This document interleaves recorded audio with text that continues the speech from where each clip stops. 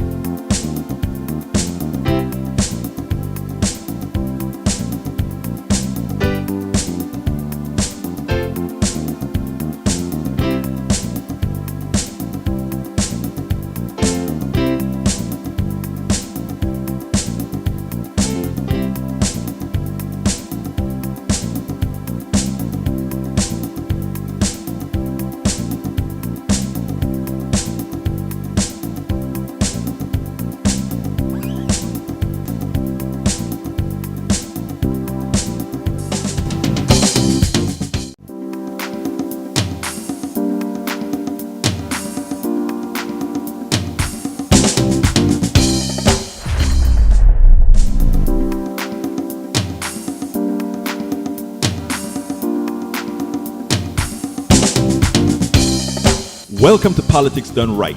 I am your host, Egberto Willies. This is a progressive program that will take the mystery out of politics. This is the program that will encourage you to make sure government becomes we the people. Whether you are liberal, progressive, conservative, or otherwise, you get to air your point of view. We are an independent media outlet that, unlike mainstream media beholden to corporations, we only owe allegiance to you. Remember, you can also send me a tweet at EGBERTOWILLIES. That is at Egberto Willies. Let us engage. It is Politics Done Right.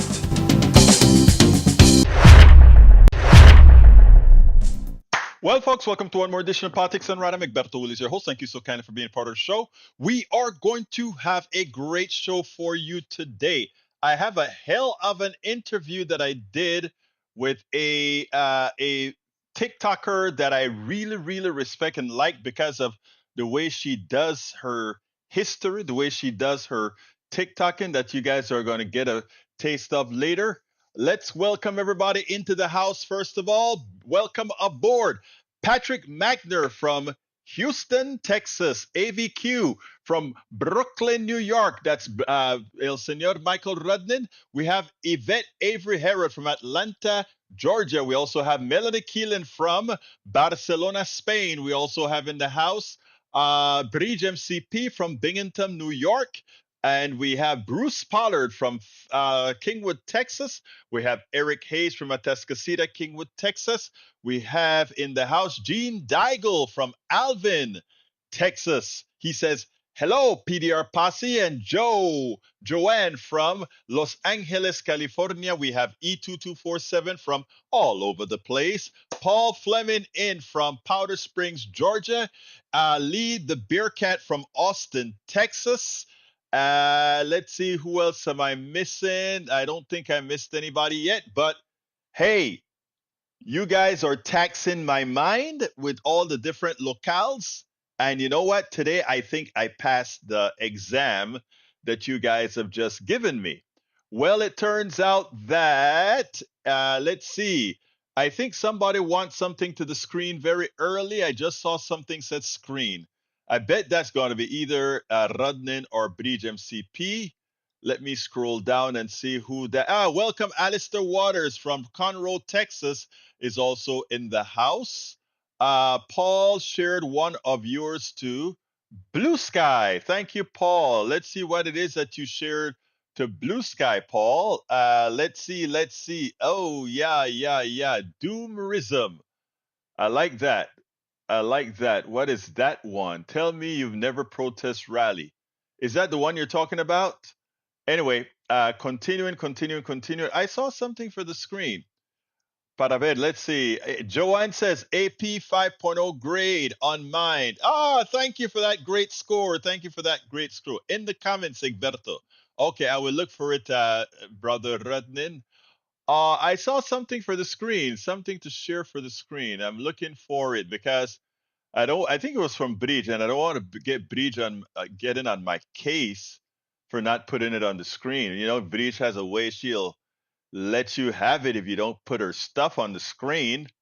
All right, Bridge, you win. You win. It's on the screen. How can a population be convinced a lie is the truth?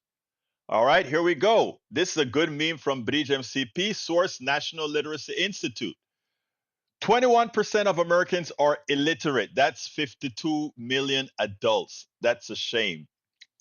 54% of Americans can't read beyond the level of an 11-year-old. That's 141 million adults. 57% of Americans have no education past high school. America ranks 36th in the world for literacy levels. White US born adults are the largest group with low literacy. You know, that is a shame, but some of what we talk about with our guest speaker today is going to cover some of that in a way. So we'll talk about that. All right, continuing. Let's see what else we got. Lee McCrae from Willis, Texas. Lee McCrae from Willis, Texas. Welcome to Politics Done Right. I think this is the first time I'm calling your name out, right? But thank you so kindly for being here. We also have AVQ says, I accidentally shared it to the wrong spot, but oh well, that's okay. That's okay. We are all forgiven. All right, Egberto, please read and screen How to Convince People Lie is the Truth. Isn't that the one I just did? Let me make sure. Yep, that's the one I just did. All right, continuing, we've got Jessica Kuzman. I'm here. Jessica Kuzman, where are you from? And did I say your last name correctly? Jessica Kuzman. I like that name. Kuzman. Did I say that right? Welcome to Politics Done Right. What city and state are you from, Jessica? All right, let's see what else have we got here. Jessica says, hello, community. Who else have we got here coming in? Let me see. E2247 says, according to the DHS notice, Jessica Kusman is from Conroe as well. Conroe, Texas. Okay, I'm going to have to remember Jessica from Conroe, Texas. Tim Danahy is in the house. We need a Department of Education, but its function should be changed radically. What would you like the function to be, Tim? Please feel free to call in at 281-823-7747. In fact, anybody wants to call in, let's take 5 minutes worth of calls right now before I get into the a video you are all going to want to stick around to watch.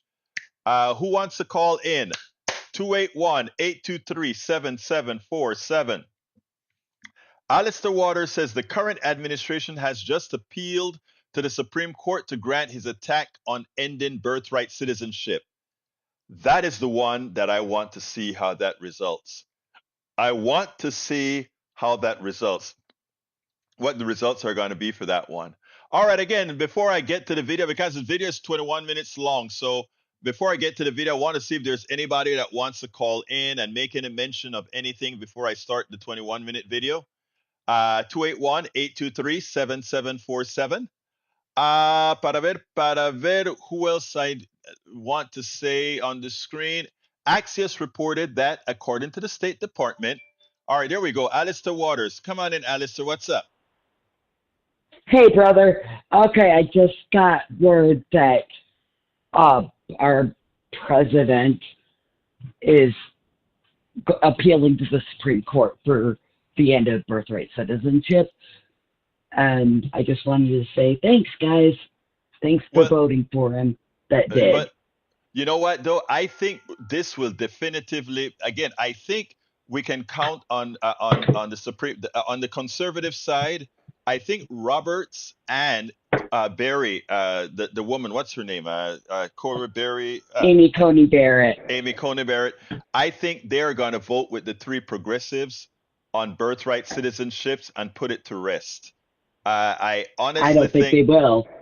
I I actually don't think think, they will. I have no confidence in that. I think what they are probably going to end up doing is with any big decision that mhm. they don't want to be the guilty guy, the bad guys, they're just going to punt it down the road a little more. I hope they don't punt it. This doesn't. I don't think. I don't want them to send it back. But we'll see. We'll see what happens. But what else is up, Alistair? Before I move on, anything else you want to say, my dear, Nothing beautiful much. sister? No, no, Well, I just thank. wanted to say hi to my peeps uh, that I invited in Well, and thank you. just say welcome aboard, everybody. Thank you, sis. You have a great rest of your day. Keep listening. Keep calling. Keep writing. Keep texting. All that good stuff. All right. Let's go. Alice Allen Dreams from Summerwood, Texas. I got that right too. And Tim is from Pennsylvania. But Tim, I can't remember the name of your town. But Tim is from Pennsylvania. By the way, Tim is one of our great supporters as well. And Jessica Kuzman from Conroe, Texas. Let's see who else I've got in the house before I move on. All right. I'm going to hold on one more minute before I go to the 21-minute video. One more minute before I go to the 21-minute video. You guys are going to love this conversation with a TikToker who knows her history. And I already have written the blog post corresponding to this TikToker that I'm going to put in the chat as soon as we start the video. Bridge MCP says Egberto Willis, Republicans, said yesterday that a day will last till the end of their Congress, so they will not have to do anything about the so-called national emergency declared, so he can do tariffs. I read that, and I think I did a show on that, maybe either in the morning or I wrote about that already. All right, Ray Brackens is in the house. Ray Bracken is from Houston, Texas. How you doing, Ray? Hey, brother Egberto. Yeah, I just had it on my mind that I want to say thank you. I can't remember which sister it was on the phone. I don't want to get the name wrong. That is our sister. Uh, God, I just had a brain fart myself. Alistair Waters. Okay, yeah, Sister Alistair. Yeah, I say the same thing. I'm like, thank you all, you 74 million dumb-witted idiots. That's all I could say. We have to live with you all, and trust me when I tell you it's a challenge. Well, But let me what's tell you, more of a challenge is that, Ray, I'm trying oh, to give Ray, I'm trying to give my MAGA brothers and sisters a place to land. So I leave that up to you for that terminology. But brothers and and I love you. I love you, my brother. I love you. But as far as me is concerned, brother Magas, there's a place to land. Let's land and work together and get this stuff done. Continue, my brother. Continue. and I want to add, yes, Brother Humberto does not endorse my opinions. These are my opinions, strictly my own. So he always gonna give you a place to land. Me, I'm more like Roland Martin on the subject. I don't give a F. I And got if you, you man. come to me crying, I ain't got no couch. I don't have a cash app, donation for you. I have nothing. Well, you know what the saying goes. You want sympathy. Look in the dictionary between shit and syphilis, and that's where you'll find my sympathy. That's Got hey, that from Major Payne. that's a funny statement. But hey, Ray, let me go ahead and start my video. Is that all right? I'm sorry, I got off track. Before you start the video, I promise this will be the last thing. Please, y'all need to let the Texas House know we don't want to criminalize trans people from being able to exist in this particular state, because I have some friends that heard about that legislation that's trying to go through the House, and they are very scared and concerned, as well as they should be, because that is definitely some Jim Crow 2.0 stuff. And if you didn't think it was going to affect you, you might have a cousin or somebody that it's affecting. So I'm Thank just you saying, for be on thank the you for lookout for doing that. that. Thank you. Hey, look, Ray, I appreciate you bringing that up. I do need to write a blog on that and put it out there because you are so right about that. But let's talk later. Let me go ahead and get our video started, okay? All right, roll the footage. Take care. Thank you, brother. Peace. All right, folks. I found this TikToker. It came up into my feed. I get some very solid TikTokers in my feed that really know what they're talking about. And this sister here is great. I go through her TikToks. I love the way she presents her history. She's an actor as well. She's been in several shows that you guys have seen on TV, and she's now doing a whole lot of TikToks that makes sense. I want you to listen to her, and then we'll take it on the other side. Welcome to another edition of Politics Done Right. As you guys know, lately I have been getting a lot of inspiration from TikTok. And what I've done is I've looked at a few people that I've gained a hell of a lot of respect for. Deborah Rain. Deborah Rain is a small town girl turned into big city actor who has traveled around the country doing her craft. She is one of my favorite influencers, specifically on TikTok. Miss Rain is a self-made historian, entertainer, and critical thinker. As such, she must take the blame for the oligarchy's interest in taking down TikTok, books, wokeness, and all the rest. She takes critical thinking to another level. So without further ado, hey, Deborah Rain, welcome to Politics Done Right. Thank you. That might be the most epic introduction I've ever received. Well, it is not only heartfelt, but brain felt, because as before I came onto the show, I told you I was looking at some of your other TikToks, the ones that I hadn't seen. And there's one that you did where you showed historical context that I thought was so, it was amazing. I mean, I apologize. I have to ask you, did you come up with that yourself? Because it was so damn good. And folks, by the way, Deborah is not just a history buff. She's entertaining. So it's a TikTok channel that you've got to subscribe to and listen to. Anyway, Deborah, why don't you tell us a little bit about yourself before we get into the TikToking? Well, as you said, I'm a small town girl born and raised in Lancaster, Pennsylvania, which is sort of middle America, but always had aspirations and dreams of something bigger. So I moved to New York City to pursue my acting dreams. And along the way, just became a citizen of the world, which is what happens when you're exposed to other people, right? When you remove the isolation of a small town and you start meeting other interesting people from around the world, you hopefully absorb some of those sensibilities. And when I was on the national tour of a play, it was called The Olympic Spirit. It was celebrating the accomplishments of Jesse Owens in the Olympics. And, I saw some of the things that were happening in the deep rural parts of this country, and it was concerning. It was deeply, deeply concerning. Well, you told me a story that, what I did is as you were telling the story, I started to smile because I knew exactly where it was going. Why don't you tell us a little bit about what happened with you and Jesse Owens, if you will? So the actor that was playing Jesse Owens was obviously a young Black man. And we were on this national tour of this show, and we hit the deep rural parts of the South, deep Alabama, Mississippi, Arkansas. And we would, stop along the side of the road at some of these small little local rest stops, not super developed, just kind of local places.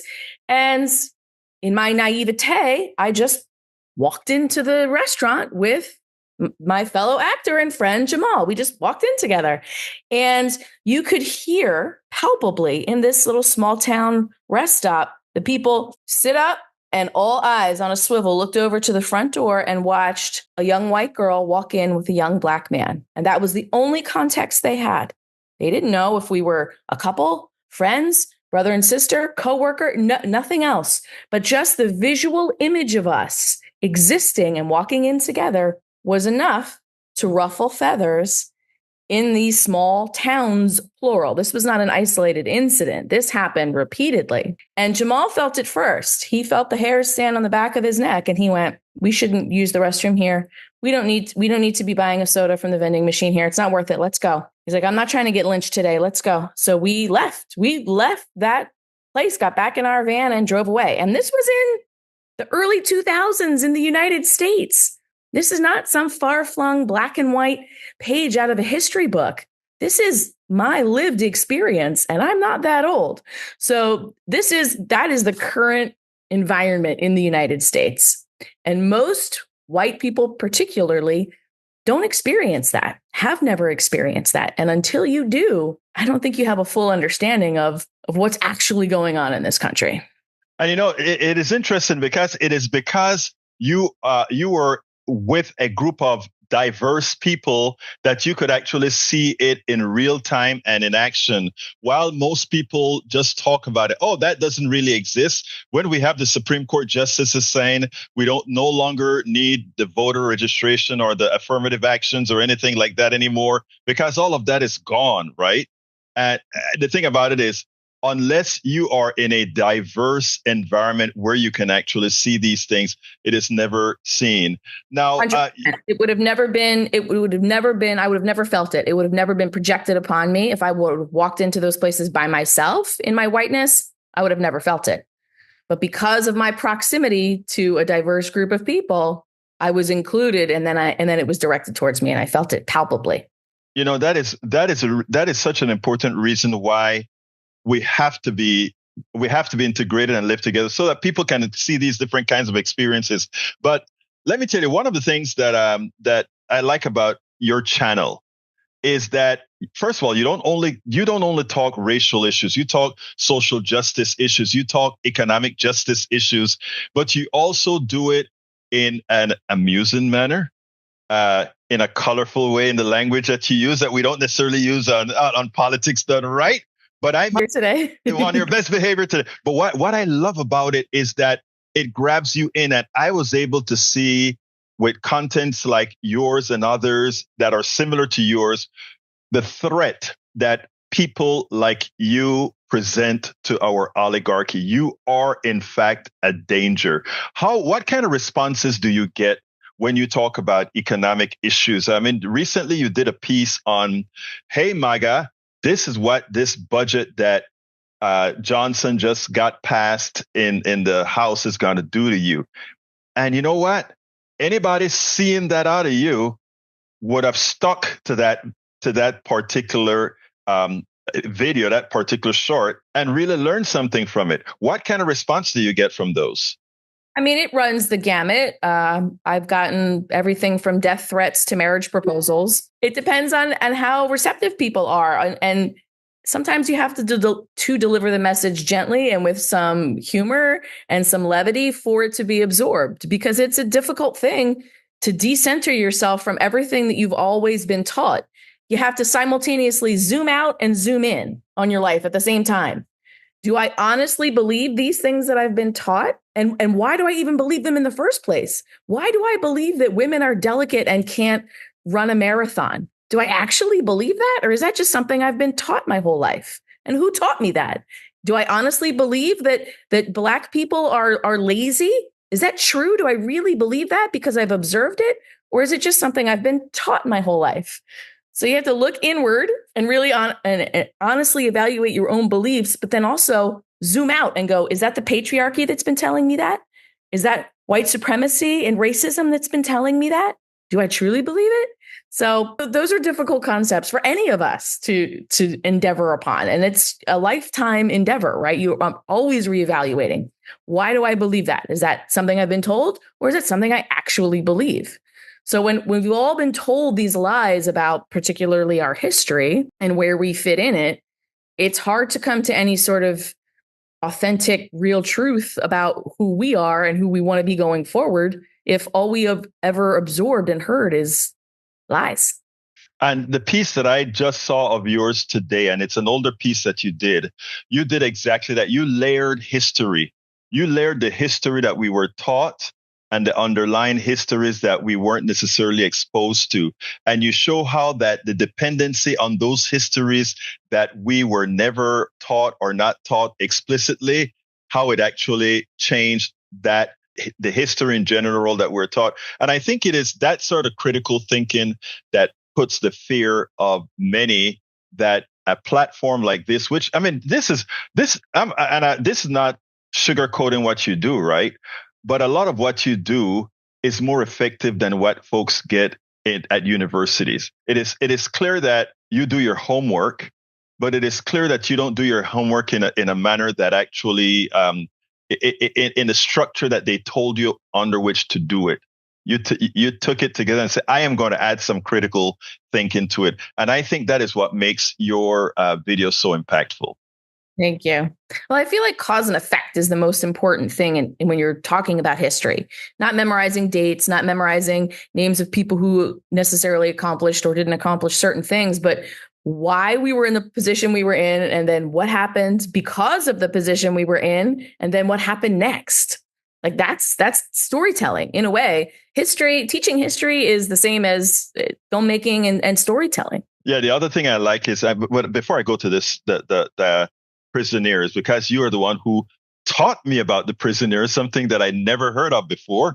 But before I go there, I want to point out that I talk a lot about economic systems and socialism, capitalism, and all the isms.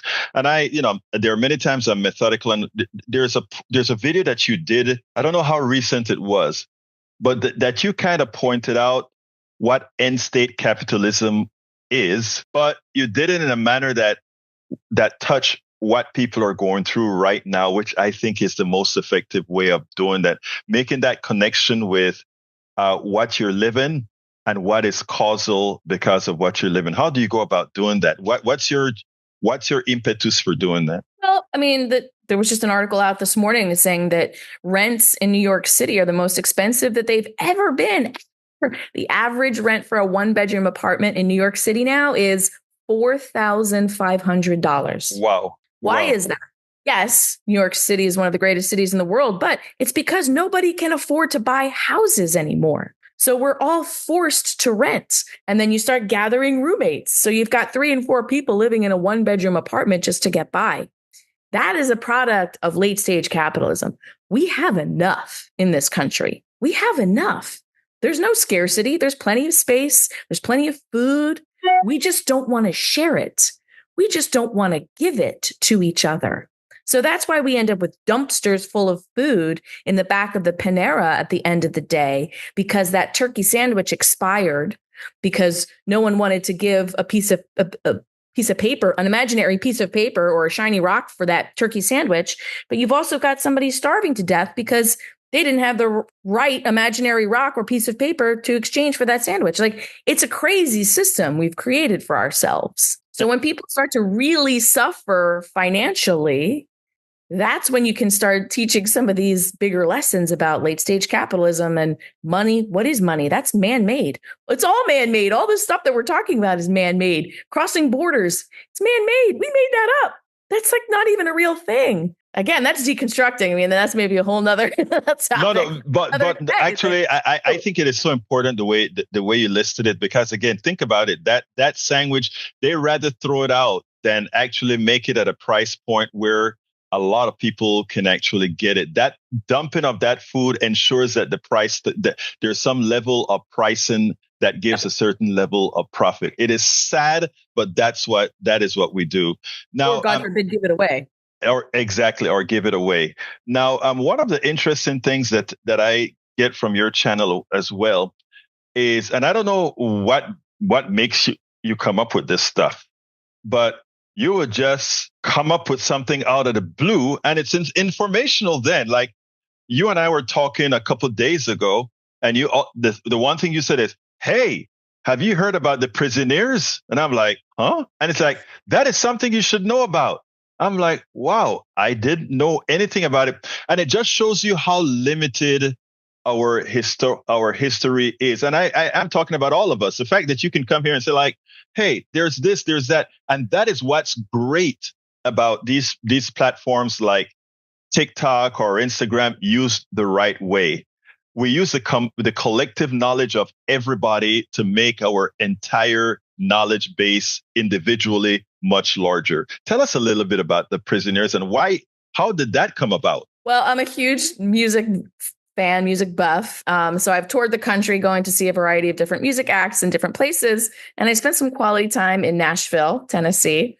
And I did the big museum, which is the Country Music Hall of Fame. And I ended up at this sort of small sub museum called the Songwriters Hall of Fame. And they had all these exhibits. I'm a big nerd, in case you haven't noticed. So I'm at this exhibit and they're talking about Sun Records and all the people that recorded at Sun Records. And of course, they're most known for launching Elvis Presley. And there's this little plaque about this group called the Prisoners and a photograph of 4 Black men in suits walking out of the Tennessee State Penitentiary. And it was an amazing image. I'm like, that really captured my interest. Now I'm down this rabbit hole. So I spent months researching the Prisoners and Johnny Bragg. Johnny Bragg was the lead singer of the Prisoners. He was born blind. His mother died when he was a kid. He was born in Nashville, Tennessee. He got arrested in 1943 when he was 16 years old after a fight with his girlfriend. And he was in jail for the night, supposedly cool off, go home, except the white prison guards and the white patriarchy, right? Everybody who's in charge of the penal code and the system in Tennessee had all of these open rape cases on their books. And here's this little kid who can barely read, a little bit of a, rough and tumble guy. And they say, we can cross all of these open cases off our books and stick them on this kid, Johnny Bragg. So he was convicted of 6 rape, convictions, and sentenced to 99 years per case. Wow. Thrown into the Tennessee State Penitentiary to serve his 594 years. Now, this is the prison that Shawshank Redemption was shot at. They had that famous electric chair that they called Old Sparky. So here's this young kid, didn't do anything wrong, in jail with these hardened criminals, ostensibly for the rest of his life. And his job at the prison was to clean up after they had executed a prisoner on death row. So in an attempt to sort of disassociate from this horror that had become his life, he started singing. And the guys on his block would complain about him because he would sing too loud. So he would take a bucket and put it over his head. And then he would get like the reverberation and the echo in the bucket. So it sounded really good to him, but nobody else in the prison could hear it as much. So he was like literally in his own little world singing. And he formed a little music group called the Prisoners inside the prison. And then Frank Clement became the governor of Tennessee. This is a whole nother history lesson for another day. And he saw an opportunity to really promote prison reform with this group. So he would allow the Prisoners to record albums and to leave the prison on day passes, and they would go out and sing at the governor's mansion. They went to Sun Records one day in 1945 and recorded a song, and guess who saw them there that day? Young Elvis Presley. And he fell in love with this group, and particularly Johnny Bragg, and they started a friendship. They sparked a friendship. Elvis would go to the Tennessee State Penitentiary in Nashville, and visit Johnny and advocate for him. How can I help you? How can I get you out? Johnny was eventually pardoned, but then he got rearrested for dating a white woman and was put back in prison. And he spent another 6.5 years in prison. And of course, all the financial and economic injustices that he suffered too. He did not have any ownership of the songs that he wrote. White people, made money off of his original songs that he wrote. His story is just ripe for a limited series. It's begging to be made into a limited series. That'll be my next project.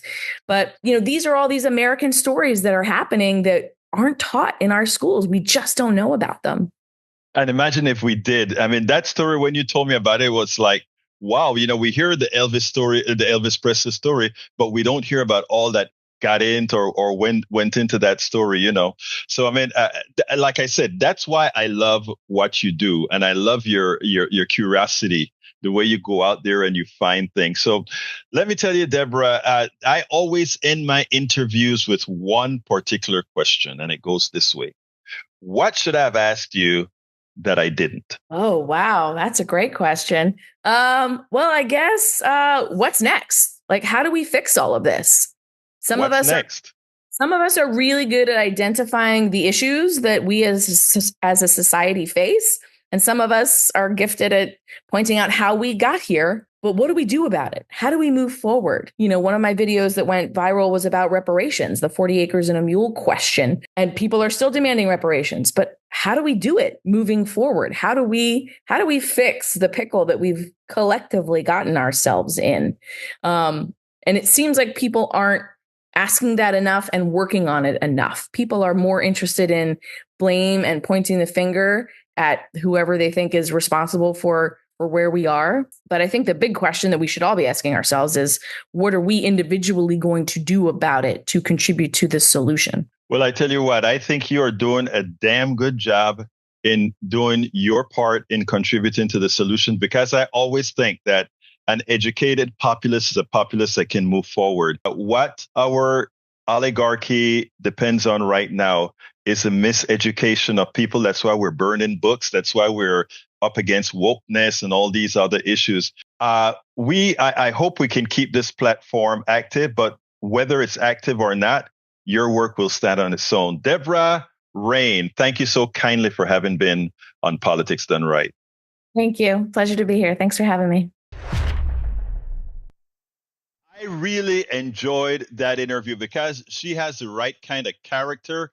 And by the way, folks, in case you want to know, she's actually an actor that appeared in quite a few programs.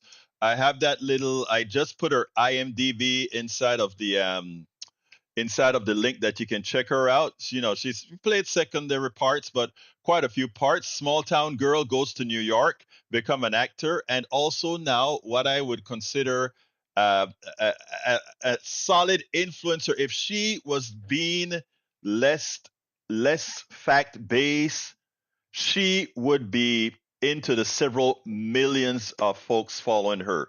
But that she has so much gravitas and has that many followers, I find it outstanding. And by the way, Bridge, she isn't as young as you think. She told me, she said, you know, Egberto, I did a what did she say? She said, I promised myself on my 40th birthday I was going to go. God, just heard that she said she loves music.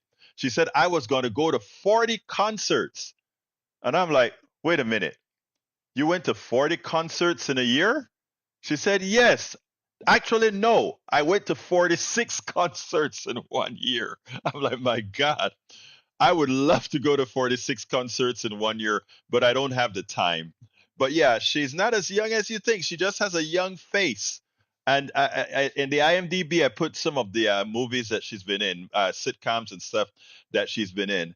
Anyway, folks, uh, Bruce, yes, I need to write something on end state capitalism. I'm not an expert, so what I would do, I mean, when I say expert, I'm not the technical like Richard Wolff is, but I think Richard Wolff has taught me enough in the stuff that I've followed that I can expand it into doing what engineers do, and that is put it into a form that everybody loves and understand. Thank you, Alistair. Thank you, Kuzman, Yvette, and all of those for liking that interview. Um, I want to address something that our brother had to say, Lee Lee Grant. Lee Grant said, and I really want to address it because I think it is something that she definitely doesn't have. Lee said, Debbie got a big dose of white guilt. There are a lot of people who suffer from white guilt. White guilt is not a solution to the problem. I feel guilty for being white and what white people have done to the indigenous and to black people and to Chinese and all of that. That just feeling bad for what has occurred, and but not doing anything about it, meaning living your life as living your life anyway, is no different than not having any guilt at all. Okay? White guilt is not something. This woman knows who she is, and there's nothing about her who has white guilt. She didn't do a damn thing herself to feel that she should have white guilt. What she is doing is using her platform, and she is using her whiteness to be able to communicate with many folks who think they have white guilt, or many folks who don't have any guilt at all, to say, hey, I don't care about all of that. Here is what we can do to solve the problem. Because this woman understands one thing. She understands intrinsic to her core that racism, there's no race, but still there's racism because of what was instilled in us, that it was but a tool. And that's why if you get into her channel proper, you can see that she doesn't just talk about race. She talks about social justice, economic justice, racial justice, every form of things that the plutocracy, the patriarchy, has used to divide us, so that select few are the ones who profit. All of you that are listening to me, I don't care your ethnicity, your quote unquote race, or whatever, you are just cogs in the game, nothing more. You are just in the game to enrich a few. And she gets it. And a lot of folks need to do just that and get it. So, to my sister, uh, Deborah Rain, I love what you do, and thank you for what you do. Let's see. New York City average rent is over $4,000 a month. This is from Michael Rudnin. New York City average rent is over $4,000 per month, but that's skewed by Manhattan average rent of over $5,000 per month. In my own Brooklyn, the average rent is just under $3,000 per month, which is kind of crazy because I don't make that much. The prices are way out of control. Rent control apartments are the only reason why I can still live in New York. I always hear about rent control, Michael Rudnick. When you talk about rent control, for that 3,000, if you live in that apartment complex that has rent at $3,000, how much would a rent control apartment in that complex go for? I'm curious, because when I hear these kinds of rents, right, it's crazy thinking, and that is just what the plutocracy does. Somebody is making a killing onto that. It makes absolutely no sense. All right, folks, I have another video for you. As you know, there's a particular committee in Congress that's there to cover Doge. They are there to figure out what Doge is finding, and to sort of, they're supposed to be the committee that handles Doge. Well, they met yesterday, and when they met yesterday, the Doge leaders, right, the Doge guys, meaning Elon Musk and all of them, were supposed to come to the show and tell what they've done, etc. And of course, there were no shows. But even as there were no shows, the leader of that committee was out there just praising Musk as if he is this great genius who's going to solve problems for America. Before I bring that video into how that congressman lambasted the Republicans, I want to point this out. And I want to say this categorically. Elon Musk is not a genius.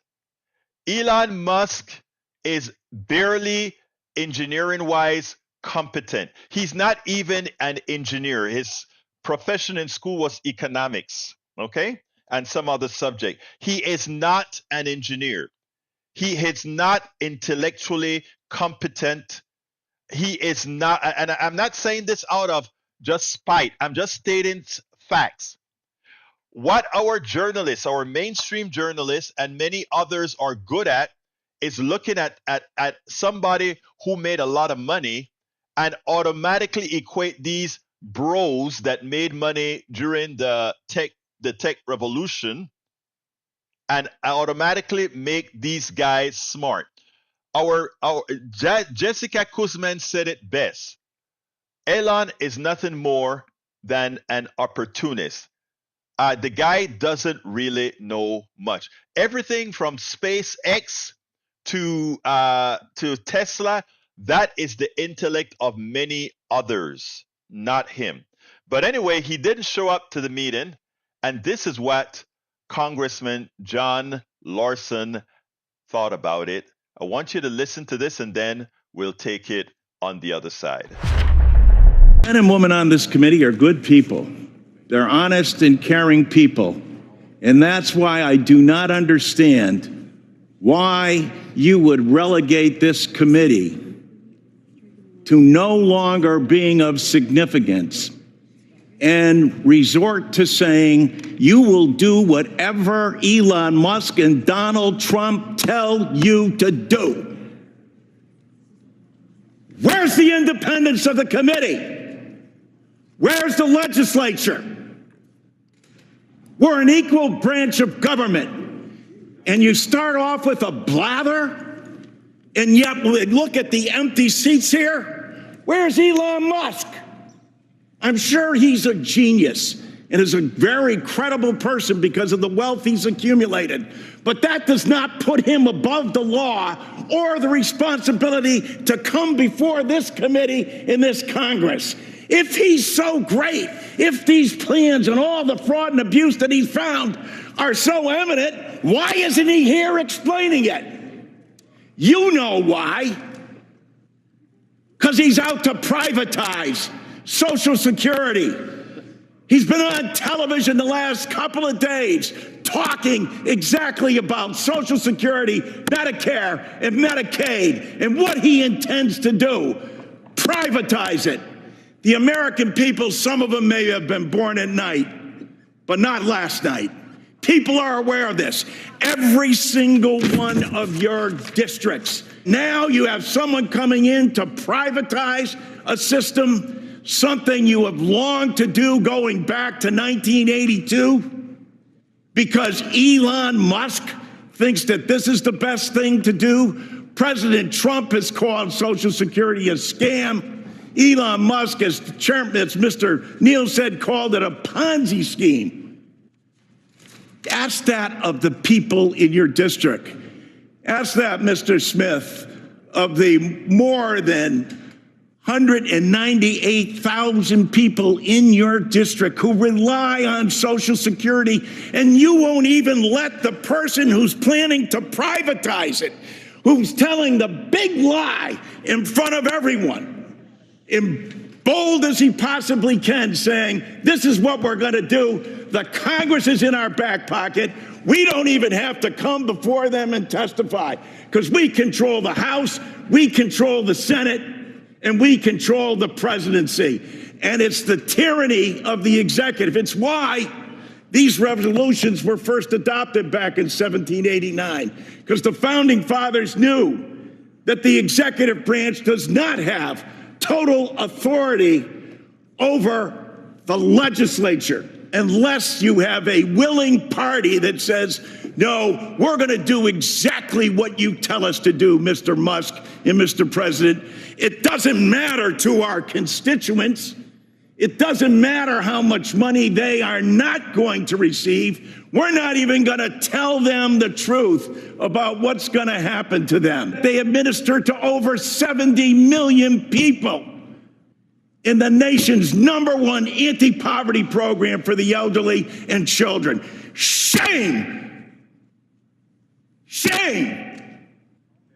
Can't bring people in front of this body.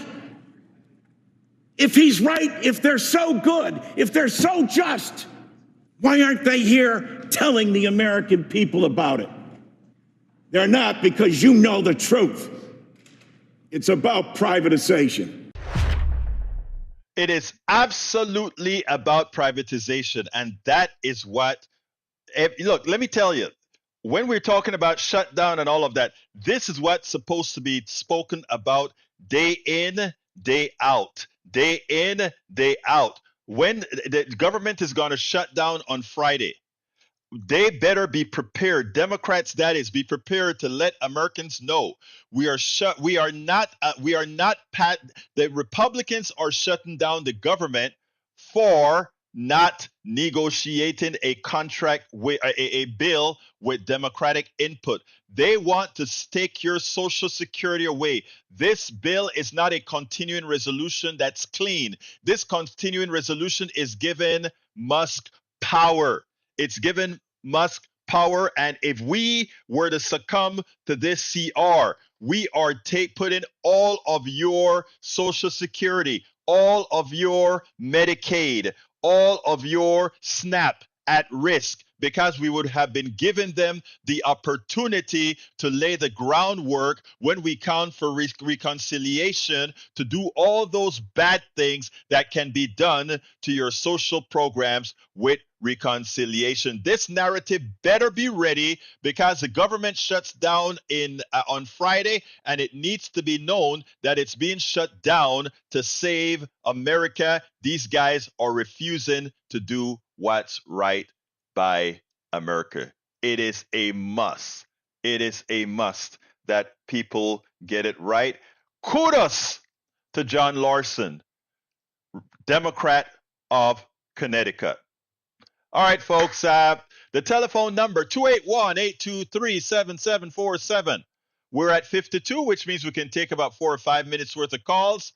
281-823-7747. I have no more videos to play, but I have stuff to read if nobody calls. And that is Paul Fleming says President Trump is expecting to invoke the Allen Enemies Act, a wartime law that allows the president to detain or deport natives and citizens of an enemy nation in order to carry out mass deportations, according to two officials familiar with the matter. Trump had previously said on the campaign trail that he planned to invoke the act and hasn't been used since World War II when it was used to put the Japanese away. And we want to use that. E2247 says, "You're being a baby, Mahdi Hassan versus Dan Crenshaw on Doge. Democratic disarray." Nope, there's no democratic disarray. Come on now. All right, let's continue. E2247 had some stuff that I wanted to read before. It is that we should all make sure and protest in the proper way for Khalil, who was erased from the streets, just like they did in China, just like they do in China. See, I got that one in, Patrick Magner. Just like China, we are disappearing people off the streets, and it starts with Khalil. Let's see if we have, if I can find that particular post that E2247 post. Hey, E2247, post it again. I got too many things scrolling on and on and on and on. Lee the Bearcat says, "Why was he yelling and getting so red?" Well, I guess it's just how they do sometimes. If I yell, I don't turn red, but what can I say? Okay. The president wanted it and did it. Recording reveals head of Social Security thoughts on Doge, and Trump in a recording obtained by ProPublica acting Social Security Commissioner Leland Dudek portrayed his agency as facing peril while also encouraging patience with the Doge kids. I'm gonna have to check that one out. Let's see what the ProPublica thing says. The president wanted it and I did it. Recording reveals head of Social Security thoughts on Doge. I'm gonna check that out. Thank you for passing that along. Let's see what else we got here. Lee the Bearcat says, "Should we all want peace in Ukraine or any way? No, we shouldn't. You don't want peace if you have to capitulate because it's not a lasting peace. Jessica Kuzman says, we are not Russia or China, but we are sure acting like it. Lee Grant says, Khalil didn't put his penchant for Hamas and terrorism on his green card application. There's no part, I have filled out an application. There's no part that says you must give all your inner thoughts. Look, there are a lot of Americans who have sympathies for what's occurring in Palestine. Should we all deport those American citizens? I don't think so. Larson is echoing the passion of his constituents, and I applaud him for that, just like my own representative, Al Green. Exactly right, Jay Ray. You're absolutely right on that. Paul Fleming says, if America was built on hard work, why did they need slavery, land theft, and mass incarceration to maintain it? America was built on the hard work of others, not the hard work of those who have the capital. Those who have the capital did little work for the capital, and that goes on.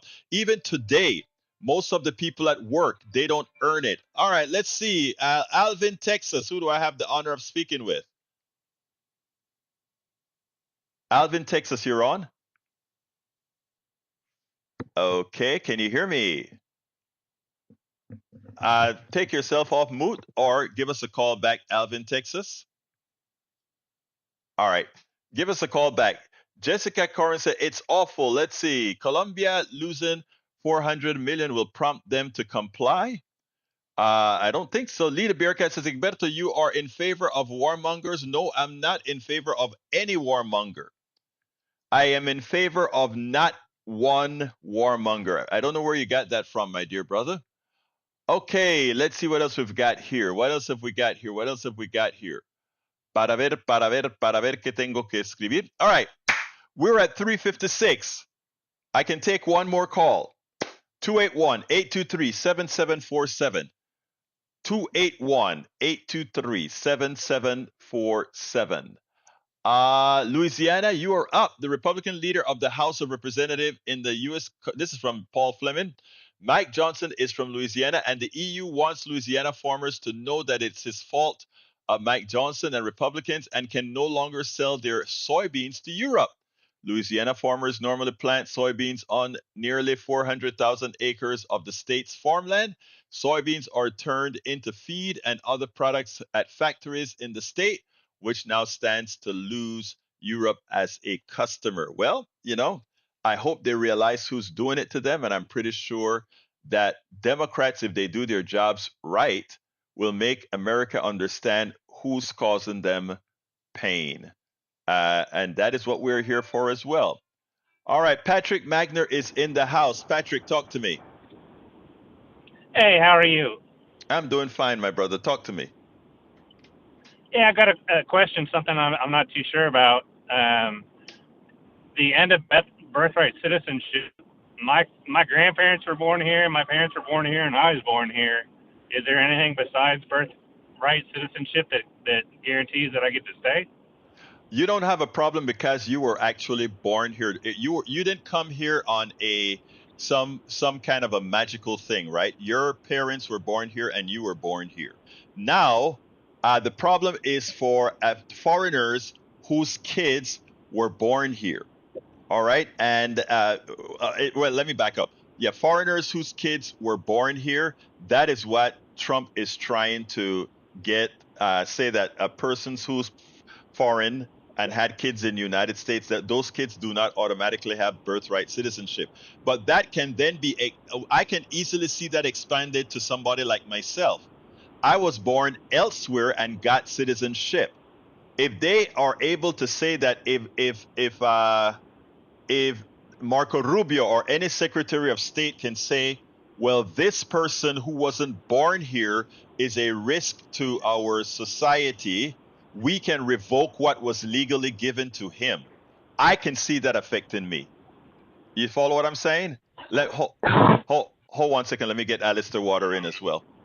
All right. Did you follow what I'm saying, Magner? Yeah, I do have a couple more questions, but no, go ahead, because I'll extend for a minute. Go ahead, real quick. Okay. Well, what if only one of your parents were born here? Then that doesn't count. That is like Obama, right? Obama's mother, and that's why I said the stuff about birther movement, it was ridiculous, and the press was responsible for allowing that or giving it traction, because that's what they were talking about with Obama. That Obama's father wasn't born here, but his mother was a born Kansan, so that didn't matter. So that then people that have just one parent that are citizens here, and if they don't like what they're saying, or they just have property that they'd like to seize, then they can just take them. Yeah, but let me give you another. Let me give you another. Okay. Yes. Let me give you a caveat. Marco Rubio and Cruz. All right, think about those two. Those two, technically speaking, a birthright citizenship is revoked by the Supreme Court. They could be suspect if they cross Donald Trump. Think about it. Understood. All right, but let's finish this talk tomorrow. So we can get Alistair 30 seconds before I close the show. Okay. Certainly. Thank you, brother. Alistair, right. Talk to me, real quick. Real quick, brother. It's inaccurate to say that right now, if birthright citizenship were to be ended, that anybody would be safe if you disagree with Donald Trump and his fascist regime. That's all I'm saying. You're not safe. Absolutely. I thank you so kindly. Alistair, I got to go now. Thank you for calling, guys. Yep. Hey, folks, here's the deal. I don't have enough time to do my full pitch for asking right now. So what I want to ask you, those of you that are listening to the show and understand what we are doing here, what we must do, I ask you to support the show by becoming paid subscribers of our newsletter. It is like getting Politics Done Right a cup of coffee. So please go ahead and go to politicsdoneright.com/newsletter, politicsdoneright.com/newsletter, and become a paid subscriber of our newsletter. If you do that, and if we can get enough people doing that, we can make this program better. I need a lot of help that I don't have. I'm doing 16 hours a day. I'd love to be able to give half-time work to somebody else, but again, it is something to keep us flooding the zone with the progressive movement. Again, please consider becoming paid subscribers at politicsdoneright.com/newsletter. Anyway, got to get out of here. I love you all. Thank you for calling in. My name is Egberto Willis. This is Politics Done Right. And you guys know how I end this baby. I am what? Out!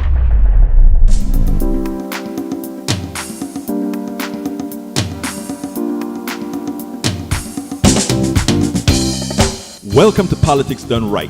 I am your host, Egberto Willis. This is a progressive program that will take the mystery out of politics. This is the program that will encourage you to make sure government becomes we the people. Whether you are liberal, progressive, conservative, or otherwise, you get to air your point of view.